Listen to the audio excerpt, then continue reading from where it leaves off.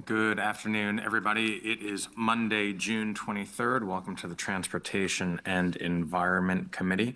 We have two items on our agenda today. The first is a petition for abandonment of two portions of Washington Grove Lane in Gaithersburg.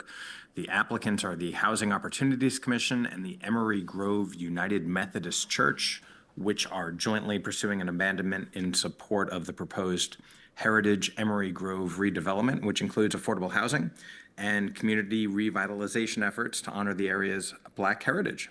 Very exciting stuff. Mr. Kenny, I'll turn it over to you for more. Thank you. So, as you mentioned, this is the applicants for this project, the Housing Opportunities in Emery Grove United Methodist Church, are pursuing this abandonment of county right-of-way for their joint Heritage Emery Grove development in the area. Today, this resolution references two abandonment areas.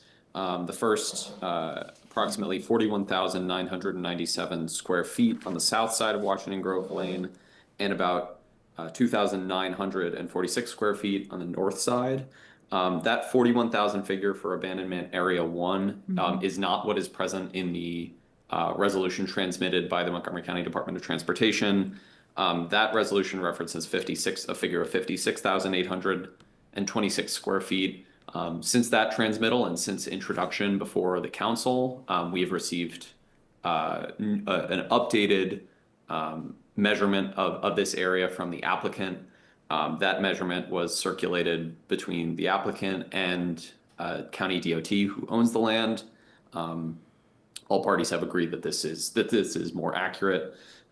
So in council staff's recommendation for action today is a recommendation to change that number in the resolution to go before the full council. This abandonment area, these two areas along the Washington Grove Lane, as of now, they are not currently roadway today, but were dedicated in order to potentially do a future widening of Washington Grove Lane for a potential relocation of State Route 124. These plans were never realized, and in their testimony in this case, both MCDOT and the Planning Department have testified that this is these established rights of way are not needed for current or foreseeable public use, meeting the statutory threshold for abandonment. MCDOT did recommend approval of this abandonment subject to several conditions. These three conditions will look familiar, as they are very common in abandonment cases such as this. Those being that public utility easements be preserved for Pepco, WSSC, and other relevant utility companies, that access and connectivity be maintained through the future redevelopment for right-of-way access, or not public right-of-way, but access, and that certain title issues for these areas be resolved through the subdivision process. There was not sufficient documentation in the initial DOT review of this area to establish county ownership. This is something that we run into often with plots of land that were dedicated a long time ago. But this process, or the formal establishment of county jurisdiction over these areas can be established through the re-subdivision platting process, and that stipulation is included in the draft resolution. Happy to answer any questions. We also have a representative from DOT here, but other than that, council staff suggests the committee recommend amending the resolution to change the square footage of abandonment area number one from 56,826 square feet to 41,997 square feet, but otherwise recommend supporting the resolution. Thank you for that, Mr. Kenny. So just to summarize what you said, two pieces of land were held by the county from 1969 and 1971 for the assumption or planned purpose of widening the road, and that proposal is being taken off the table in exchange for this affordable housing project, correct? Correct. The planned transportation capacity that was needed has been relocated to adjacent roads. So planning and DOT no longer feel that this widening would be needed for present or foreseeable public use. Very good, thank you. Right? A single question, so. Sounds awesome. Do you need somebody to move the amendment? I will move it. Or Without we'll disagree, objection, yeah. we'll unanimously support that. Yes. Great, thank you very much. Excellent, thank you. Now on to an item that might take a little bit more time. We are now going to discuss and make recommendations regarding amendments to the Comprehensive Water Supply and Sewage Systems Plan, including 2 category change requests. These 2 properties are located across the street from each other on Ridge Drive in the Glen Hills area. And with that, I'll turn it over to Mr. Levchenko to provide more details. Yes, and I do have some slides to get us through this very quickly.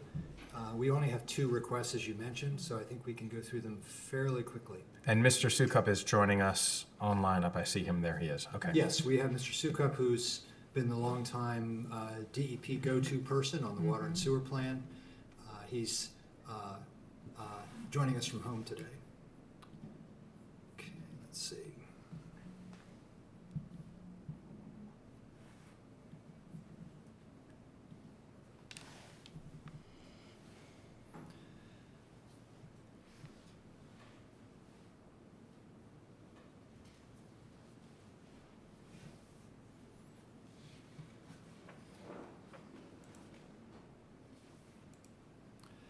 All right, just to summarize quickly where we are today, these recommendations were transmitted by the executive on March 19th.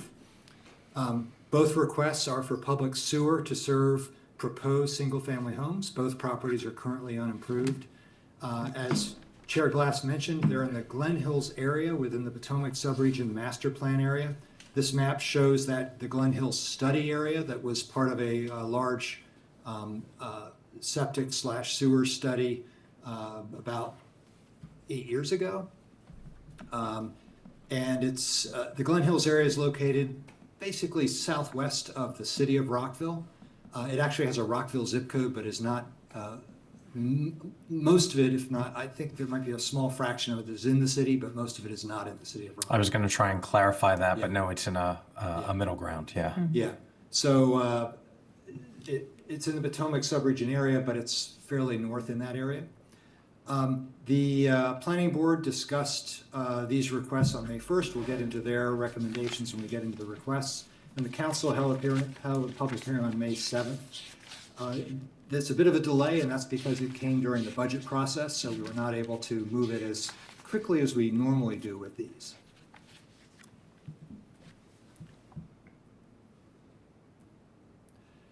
And just quickly, the responsibilities here. DEP is responsible for receiving applications from property owners, processing the requests. They coordinate with various agencies and departments, including the planning department, WSSC Water, permitting services, and any other departments and agencies needed on this. Requests that are fairly straightforward and recommended for approval based on current policies can go through an administrative process. And we see those, but the council does not have to act on those. Those can go through a process through the executive branch. We inform the council of those, and if there are issues, we talk about them, but only the items that are in the process for council action are what come over to the council. And generally, those are ones where there is some complication. It could be a denial, because denials cannot be done administratively. Or it could be a recommendation for approval, but there are some conditions or other issues that the DEP or other departments or agencies feel require some discussion. The water and sewer plan itself is ultimately approved by the Maryland Department of the Environment. Any amendments to it are approved by MDE. Category changes are basically amendments to the plan. You could also have text amendments or policy amendments to the plan, which we talk about more often during the comprehensive update. We do expect a comprehensive update to be coming back to the council this fall. It was a few years ago when the council took up the prior update, and there is a 3-year state requirement that that counties take these issues up comprehensively. So we do expect to see a broader discussion of the 10-year plan this fall. In terms of the individual requests, you mentioned they're both basically next to each other in the Glen Hills area. This map is showing the 24 TRV 04A, the Bag Harry request. And it's outlined in, or highlighted in the yellow on the screen. It's about just short of a 1 acre RE1 zoned property located on Ridge Drive. The property is outside the planned sewer service envelope, but does abut the sewer service envelope from the east side of the property, and so is eligible for consideration under the peripheral sewer service policy. And just to refresh with regard to Glen Hills, the properties in Glen Hills tend to be 1 or 2 acre lots. They're not generally recommended for service.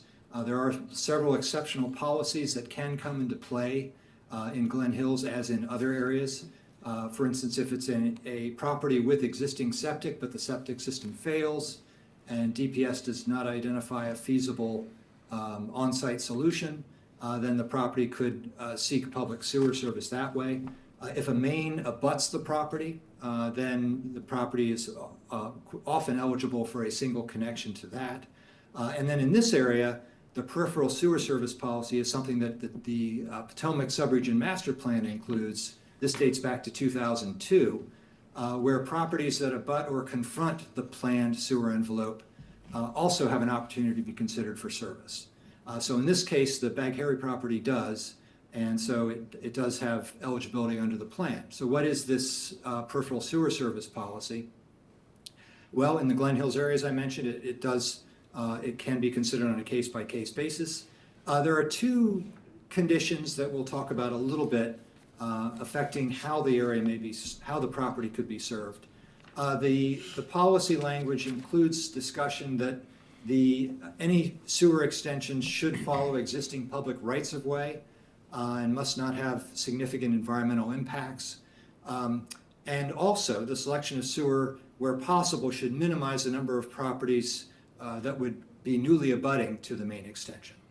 So you have those 2 policies. In this case, the Bag Harry request, there are two ways that WSSC Water has identified that the property could be served. One is from an existing low-pressure main on Valley Drive, which is the area behind the property, which is actually in the planned sewer service area. It's actually fairly close by, so it's a fairly short extension, a 50-foot extension, but it would require an easement across the property to the back. So that's not something we typically do within the peripheral sewer policy. That's something that is, we avoid easements on these properties. There is another way to serve the property, however, and this is from an existing main further away.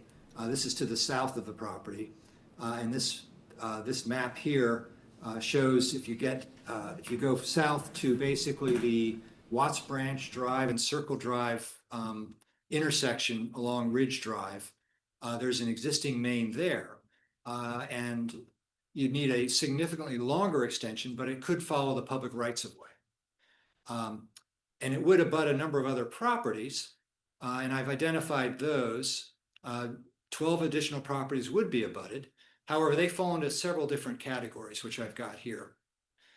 First, a couple of properties are already within the planned sewer service envelope, and they're already served, so they're not impacted by this additional main abutting their property. There's also a couple of properties that were approved for sewer but have not yet been served. Those properties are noted on those arrows. So they would potentially benefit from this extension occurring, since this would abut their properties and make it more feasible for them to connect. Also, there's 3 properties just south of the Bagh-Harry property that's similar to the Bagh-Harry property, abut the planned sewer service envelope. So presumably they could apply just as Mr. Bagh-Harry did to get service. And they would also benefit if this extension were to connect to the Bagh-Harry property, because once again, they would abut them.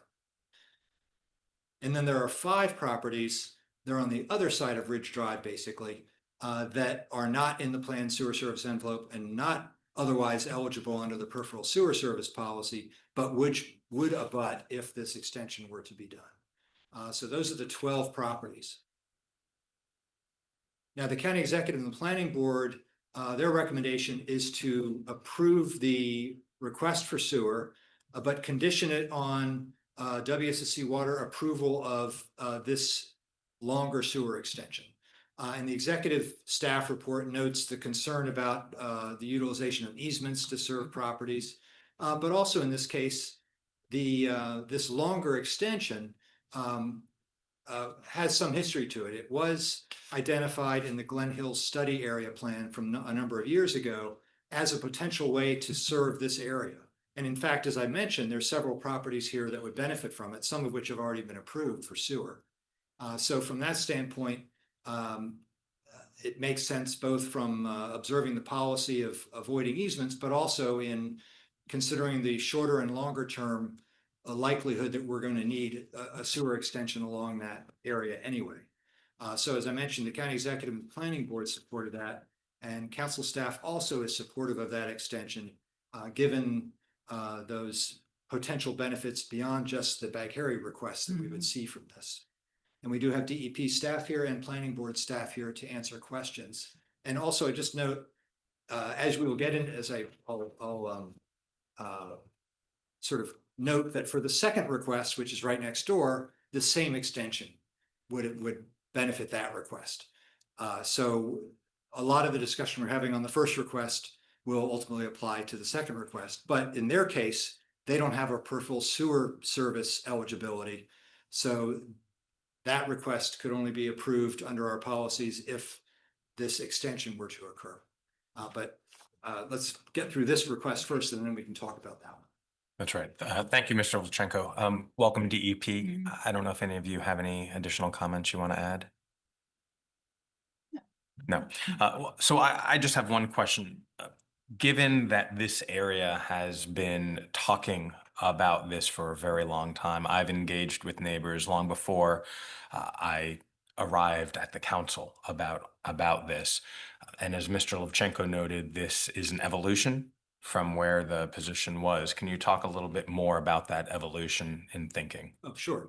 The 2002 plan greatly limited sewer connections in the Glen Hills area, except for basically a failing system. It didn't even allow for abutting connections or the peripheral sewer policy either in the Glen Hills area, pending further study. So it asked for further study. That additional study happened, as I mentioned, about 8 years ago. The council ultimately supported the idea of treating these properties similar to other 1 and 2 acre lots elsewhere in the county that are sort of in this situation. And it also allowed the peripheral sewer policy to apply in this area too. What it stopped short of doing with regard to the plan was making any sweeping changes in categories for this property. And that's because it felt that would be more appropriate to do as part of a master plan amendment, if that's where the council wanted to go. And there was some discussion after that of moving forward with a limited amendment to the Potomac Master Plan. And it was discussed a couple of times in the planning board's work plan, but ultimately was not moved forward in the work plan. So we do not have an updated limited master plan amendment for Potomac. We're still working off the 2002 plan. Appreciate that. And I think what this proposal signifies, in addition to the other work that we as this committee has done over the last 2.5 years, is continuing to update the plan, recognizing that there is a need for more housing, different types of housing, and understanding, of course, that there are limitations within WSSC and some of the parameters therein, but taking a different look and a different approach, and appreciate DEP recognizing that, and clearly the planning department as well. Comments? Yeah, Councilmember Malcolm. It's hard to talk about this one without talking about the next one. So I'll save the comment, but I think that if, for instance, the extension goes along Ridge Road, it would be difficult to not approve the next one. But the question I have for now is, who pays for the extension? Well, the extension itself, the costs associated with the extension are the responsibility of the applicant or applicants.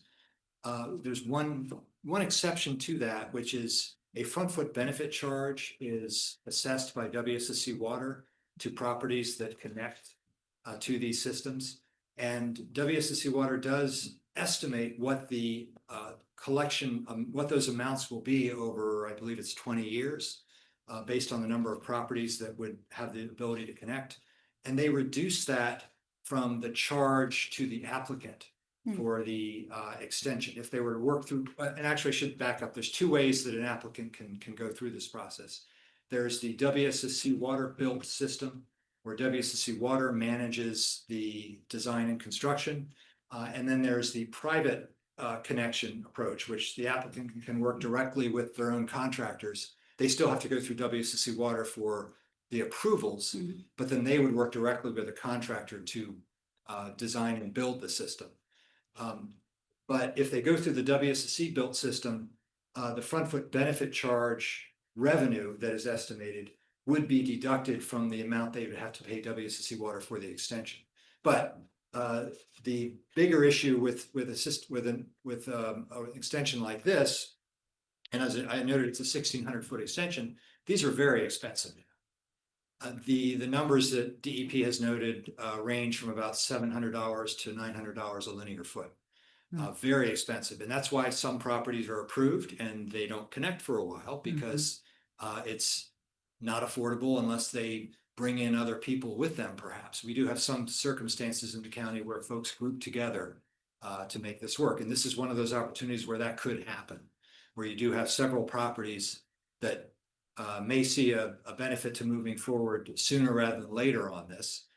And then they could be an applicant, a joint applicant, and they would then work out those financial arrangements among themselves.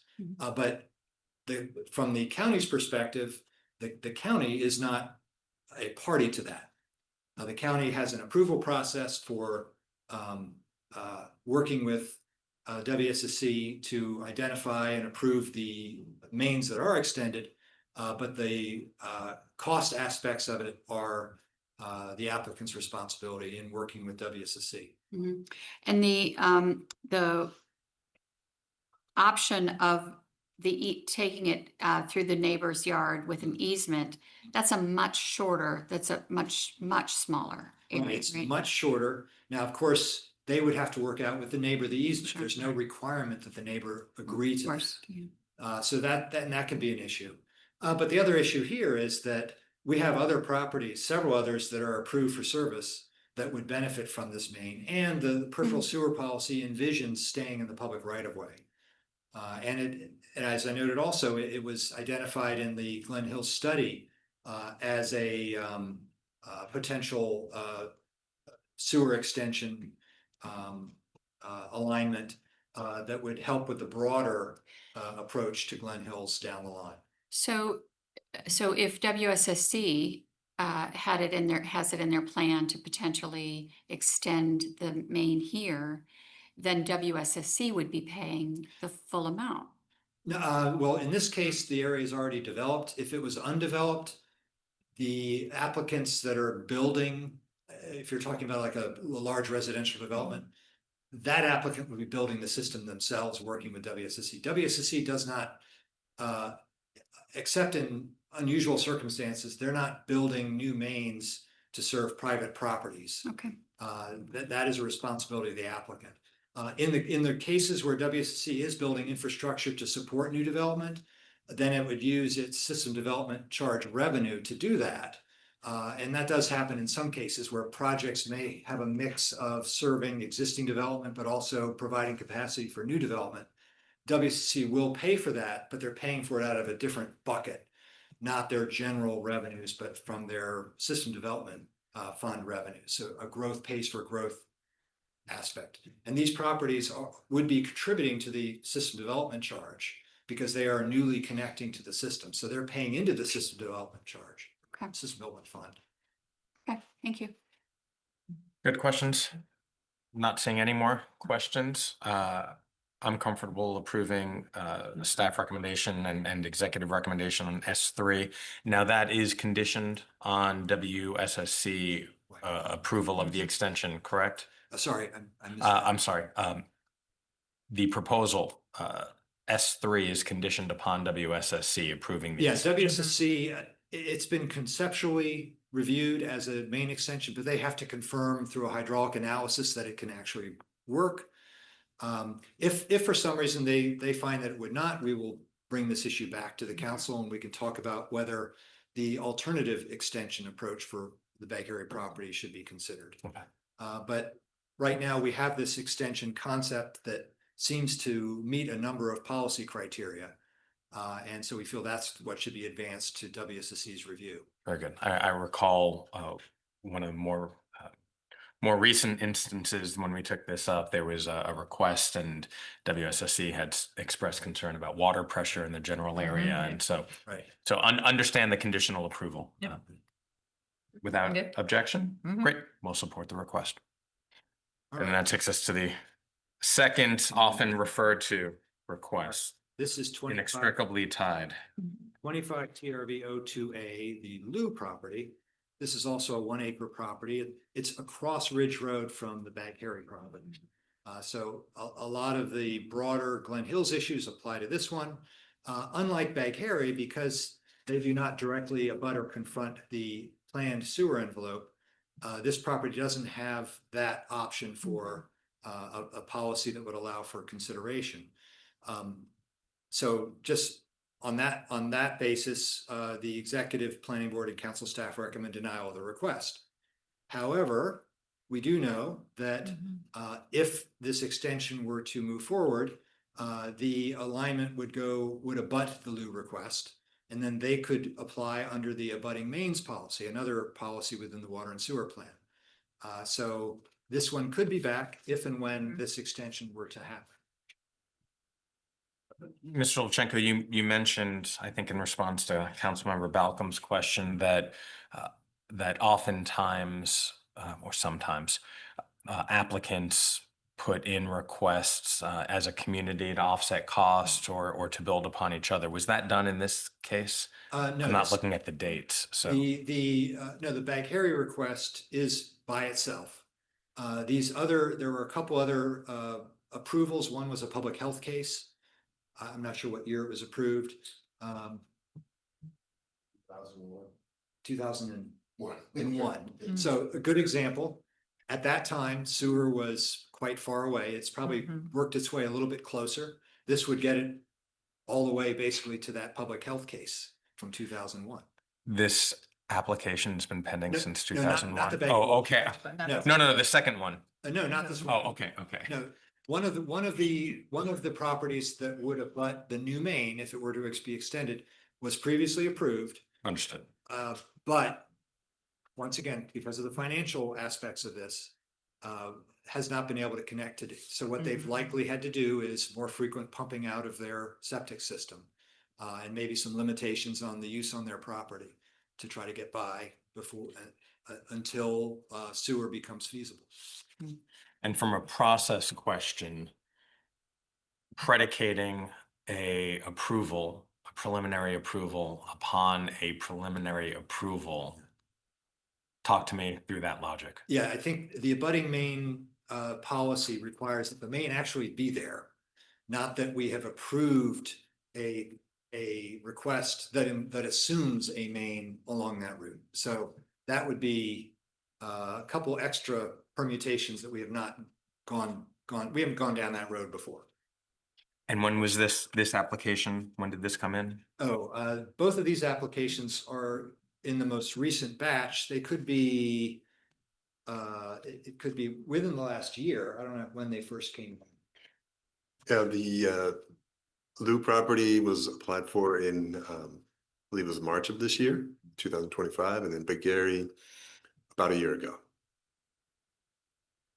So fairly recent, considering we were just referencing 2001, right? And, Totally different case, I get it. And I will say, just historically, many years ago, we used to get 5, 10, 15 requests. Now we're getting onesies and twosies, and that's partly because of the financial aspects of this. It's very expensive for many of these properties to connect unless there happens to be a main near. So that's why we don't get as many as we used to. DEP still does 2 of these types of packages a year, in the spring and then in the fall or winter. So depending on when they apply, they get into that next package when they're ready. So that year is a little long, but not unexpected if they hit the cycle at a certain time. Mhm. I think this is an interesting one. Curious to hear what colleagues think. Councilman Malcolm. Thank you. So the point about who's responsible for paying,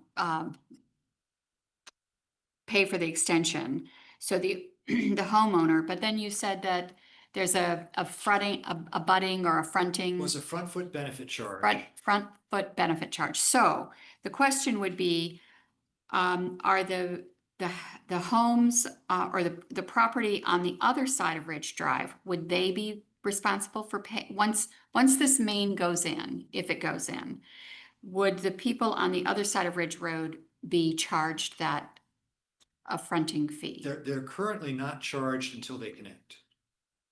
Okay. So, but WSSC Water makes assumptions about, okay, if we have 12 properties, they make assumptions about how long they might be before they connect and how much revenue might be generated. Now, I will say that the revenue from the front foot benefit charge is a pretty small amount compared to the cost of the extension. Yeah. It hasn't changed much in many years based on the frontage, and they pay it and it's paid off the property tax bill. I guess the question would be that in that calculus that WSSC would make, would they take into consideration the Lou property as a potential connector? Oh, yes, I'm sure they would. So They would factor that in now, but they wouldn't charge them until they connect. yeah, I get it, but they're also making the assumption that they would be eligible to connect. So I recognize that the rule is that the abutting main has to be there before that you can use the abutting main argument.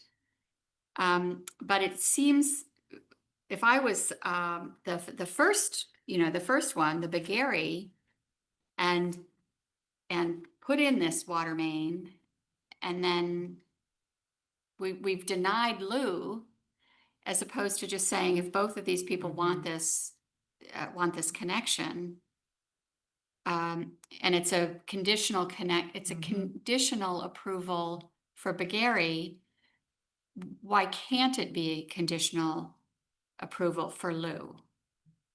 Well, I mean, it's certainly something that the council could consider. Once again, as I mentioned at the beginning, MDE would have final say on whether they feel that that's consistent with our own plan, as well as their own assumptions for how these plans should move forward. I do see that Mr. Sukup has his hand raised, so I'd like him to get a chance to weigh in as well. Make one clarification to Keith's comments. But Mr. we Sukup, act- hold on, We we'll barely need to hear raise your audio in here. Oh, okay. You want to try it again? Okay. Can everybody hear me now? I hope. Yep, barely. Yep, Okay. keep going. Okay. Just a clarification on Keith's comments. For a property like the Lou property to become eligible under the abutting mains policy, the main does not have to be there existing. It has to be approved by WSSC for design and construction. We modified that several years ago so that property owners who could potentially link up with an abutting main could do so and contribute to the cost of the extension. So Thank you. the main does not have to be there for the Lou property to qualify under abutting mains. It would be part of of this process of getting WSSC to approve the design and construction of the main. Thank you. Thank you. So why didn't you approve it as a conditional approval similar to Bagheri? What's the rationale for giving one a conditional approval and then the other one rejection if the same water main would go through?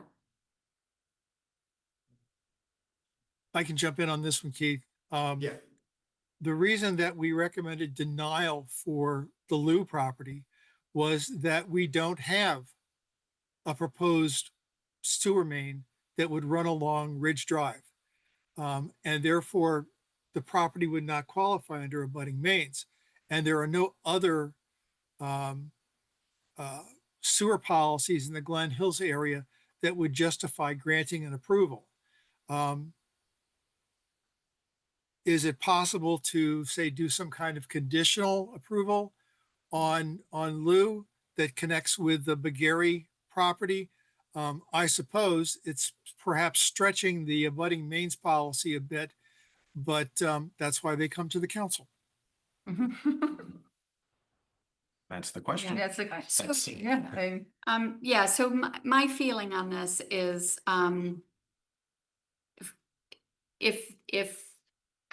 so what we just approved was approval of the sewer main extension along a public right of way, which is the Ridge Drive, right? So I just don't see the distinction between the two, because we're saying that so if, for instance, WSSC does not ever build abutting the Ridge Drive main, does Bagheri need to come back in for approval of going across his neighbor's yard with the easement? Yeah, well, right now, the way the executive recommendation is that it is conditionally approved on this other extension approach, the Ridge Right, Drive right. extension. But yes, if that condition were found to was not going to happen, then the applicant could come back Mhm. and say, let's go with the other option. Yeah, I'm having a hard time seeing the Mhm. distinction between the two. Now, the Lou property doesn't have an alternative. This is the only way that it could be served.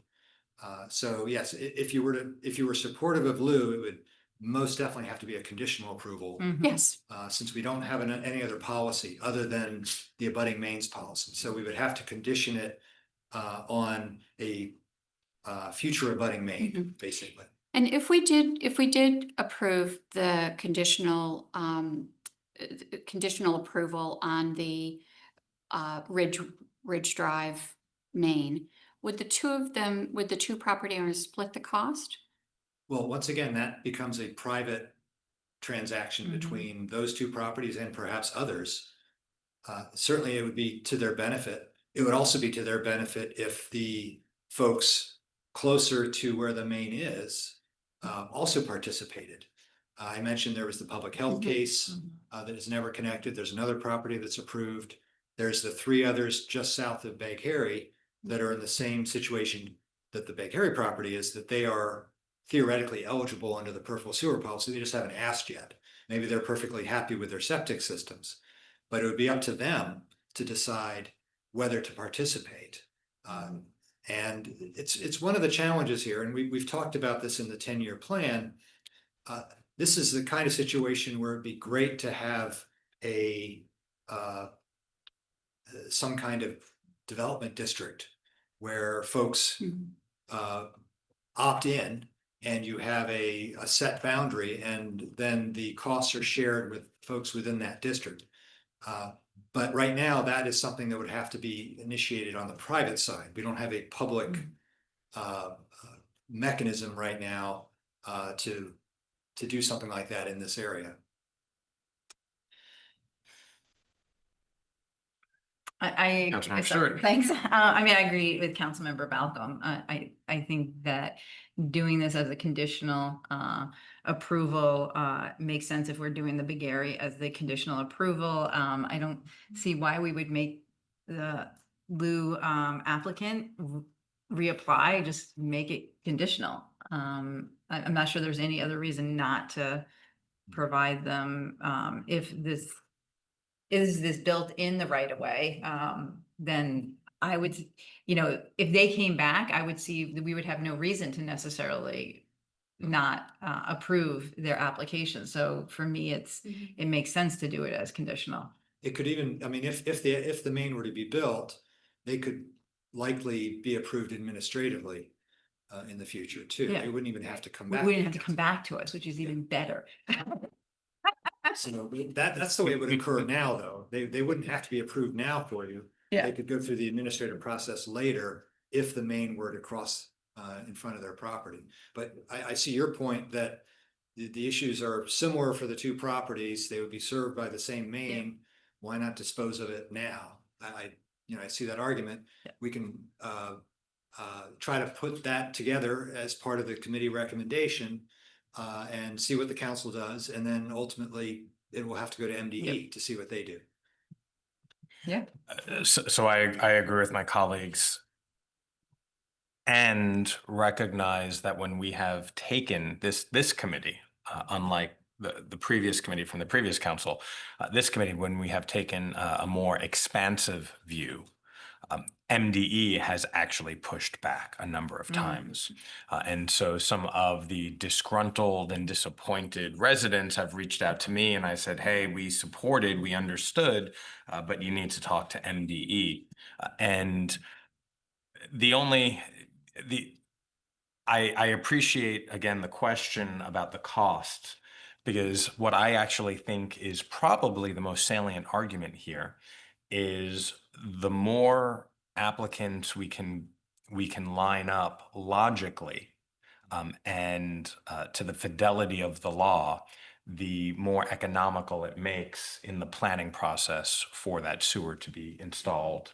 Right? They know how many applicants there would be, how much it would cost, and how to divide up those costs. If it's done in an ad hoc basis over a longer period of time, it is much more difficult to make it financially viable, and then you just elongate that time period as well. So great. So it sounds like we're all in support of the conditioned condition. Yes.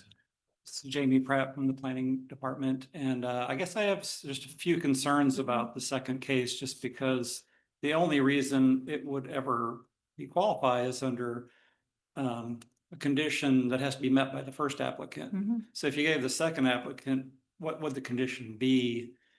And then there could be other properties in the past that have been approved under the peripheral sewer policy that have not been built, and then that would open up other properties. What if somebody closer to where the main would go says, well, because that one down the road qualified, I now qualify, even though the main doesn't exist yet. So I'll build the main to my house, and the person that made it possible to make the abutting main policy apply in the first place still doesn't have sewer. So I'm a little bit worried about the unintended consequences of. So I do agree that there is a what if factor here. But the way I actually view this is it could be very possible for all of the properties along Ridge or around there to actually submit applications that are all qualified, but they still have to meet all the other factors. Wouldn't that mitigate any concern? I want, to understand what the condition is for the Lou property. Is it they're just conditionally approved, or what is the condition that the abutting main be planned all the way to the Big Area property? Is that the condition for the Lou? No. Yeah, I think that's an excellent point. So the condition, because right now the Big Area condition would be that the main is extended to their property. Given that it's right across the street, I don't see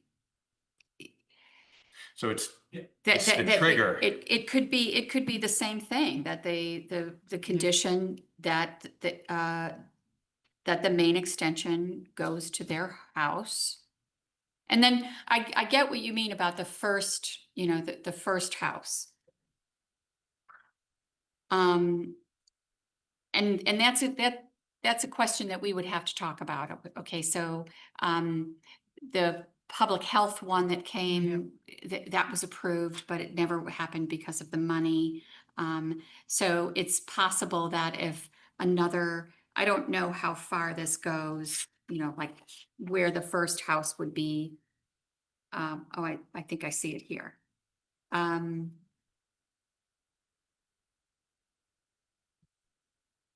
We have to come up with that, and I guess I would rely on, you know, attorneys to make that distinction. I'm not sure. If I could follow up. Yeah, I think the chicken or the egg proposition that you're raising is if it's conditioned on the abutting main policy, but the main hasn't been built, right? That's it. So the Bagari might be approved, but until it's actually in the ground and abutting, then it can't trigger lieu. Correct. Right. And so we're trying to put them on a parallel track, recognizing that Bagari is absolutely going to create the abutting main, but because it hasn't been built yet, it doesn't qualify for that justification. Is that what you're saying? Yeah, so I would almost want you to condition it on the Big Area connection. The loop be conditioned on the Well- WSC designing or whatever to So- to reach Big Area. So I understand that, but then that negates the thought I was sharing, and I think that Councilmember Balcom, right, was addressing regarding cost. If if approving these in unison is able to help them become cost effective, then that gets negated if they're predicated on, you know, 10 feet by 10 feet by 10 feet. because Lou might, excuse me, Lou might say, yeah, that's great. Let Bagari pay the cost and then I'll connect. It's great for Lou. Right, so, I think that there's a way to express the intent in a legal way that I can't. We're not gonna do it. I from can't here. say that. But to me, the opposite is what I think is unfair. We are, you know, it's a conditional approval. Bagari can't, do anything until the main is there. And once the main is there, then Lou could do this administratively. So it just doesn't make sense to deny Lou. Well, I think what I'm more concerned about is the other 5 properties between, and if one of those that's way down closer to the main got approved conditionally, then they could work with just a few properties down on that end to build that main up to their house Mhm. and then not build it all the way to Big Area. So without the main actually existing or being in the planning and design stages, it seems like you could open up this piecemeal. You know, the next house up the road gets its approval based on the fact that there's going to one day be a main there.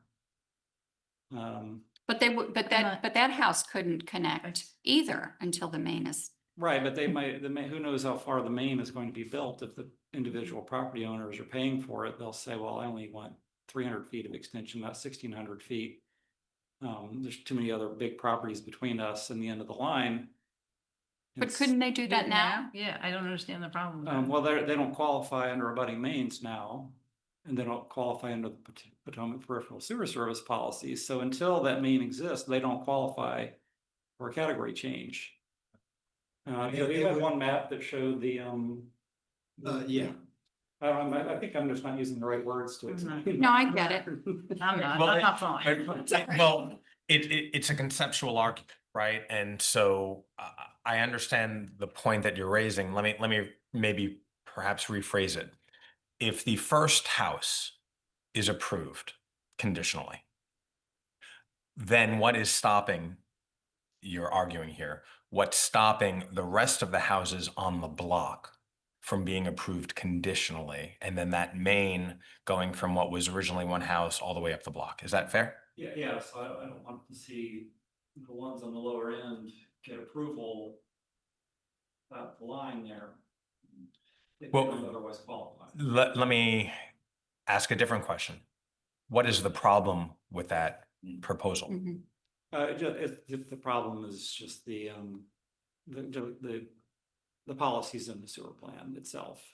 So They're the- designed to, keep, this piecemeal extension of sewer service. It would rather see, something that would serve 12 properties like this.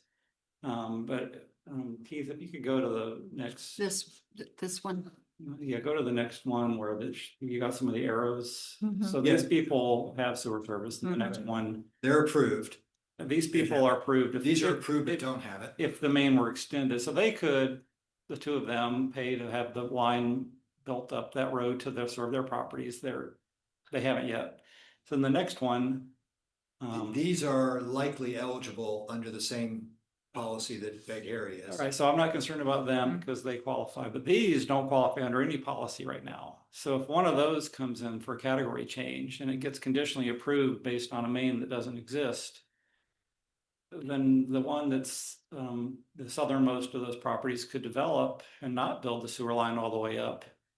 But they shouldn't be able to develop because they don't qualify under the policies until the Mhm. main exists. So chicken and egg, I think, is But once the line is built to Begary, they all qualify. right. But if the people on the southern end get together and want to build the line only up to a certain Yeah, point. I get your. So that, I mean, I was just kind of suggesting that perhaps it'd be conditioned on the line being Mhm. designed all the way to Begary, so that it is clear that they're only approved if that line gets built to the one that does qualify and has applied. Yeah, I think Mhm. what we're getting at is, and it's the chicken and the egg. In order to be eligible under the abutting mains, in order to connect, you have to have an abutting main to connect to. In order to be approved, as Alan said, there has to be an approved main that will go there, but the issue is, could that applicant that is not eligible unless there's an abutting main initiate that? And what we've said is Beg Harry has sort of initiated this, but what happens if something short of the full extension were to be pursued? And I think we can try to do some language there. I see Alan has his hand up. Yeah, again. Mr. Sukup. Yes, thank you. This is the way that sewer main extensions especially oftentimes get built in Montgomery County. Now, the assumption would be that all of those properties had been approved for public sewer. But, the extension is built for the property owners that are closest to the existing main. And they only want to extend it to their properties, which is not unusual. And so that's as far as it goes. Maybe it just goes to these two properties that are already approved either side of Ridge Drive. There we back to the other one. There we go. Thank you. If we know that WSSC has approved the sewer alignment for going up to the Begary property, and other property owners in between want to utilize abutting mains or the peripheral service policy to also qualify, they can do that. But they have to recognize that the cost may not be within their ability unless more people join in. One of the things that we would probably want to do with the Lou property is to caution that if the Begary property does not get a main extension approved by WSSC, then the conditional abutting mains approval for Lou doesn't mean anything, and we would have to revoke it. So, there are a number of qualifications that need to be put into a conditional approval like this. And I would be, we'd be happy to sit down and work with Keith on the language that needs to be utilized to make sure everybody's covered. Again, these are expensive extensions. They may not be built for a long time or ever, frankly. Right. So thank you for that, Mr. Sukup. So It actually sounds to me, it's not necessarily the chicken or the egg, but I think there's a disconnect in what conditional approval actually means. I'm making the assumption, and based on the comments and questions of my colleagues, the conditional approval is the sewer main itself being built and or approved by WSSC and MDE. And so if there are properties further up the road that are conditionally approved, they can't short circuit it and try to take a main from a different direction and hook it up to their house. It's conditionally approved on that main that we're talking about. Does that make sense? Are we honing in on? Yeah, I just want the condition to be careful enough that there aren't some more people that come in that wouldn't otherwise qualify, that don't build the whole thing because it's not in their interest to do so, or whatever. Or look at and try to hook up from another Yeah. way. Yeah, I got it now. Okay. Well, can I just ask you a question on that? I fully agree with that. But given that MDE has to approve these, isn't that another Yeah. fail-safe in that they wouldn't approve it Yes. if that was the case? I think if the condition is worded correctly, they're more Yeah. likely to approve Okay. it. Right. Okay, all right. So, So the language. What we'll do, I think we have the intent of the committee. right, We will work on some language and make sure that committee members understand that, are comfortable with it before we schedule this for a full council review. But we'll make sure we have that intent language Yeah. before you. I mean, I would again just say that the conditional approval is the safety valve, Mhm. right? And we should not be placing any additional undue burden Yep. or process. Yeah. The one already set Mhm. forth is already burdensome as it is. Yeah. Okay, we're unanimous consent on that. Work through that and then we'll get some language for you all before we bring that to the full council. Yep. And Mr. Ovchenko, that's it for today. Yeah, just those two items. That was it. Okay, just those two items. Thank you, planning. Thank you, DEP. Thank you, Mr. Thank Levchenko. you. And Mr. Sukup, I hope you feel better. Thank you.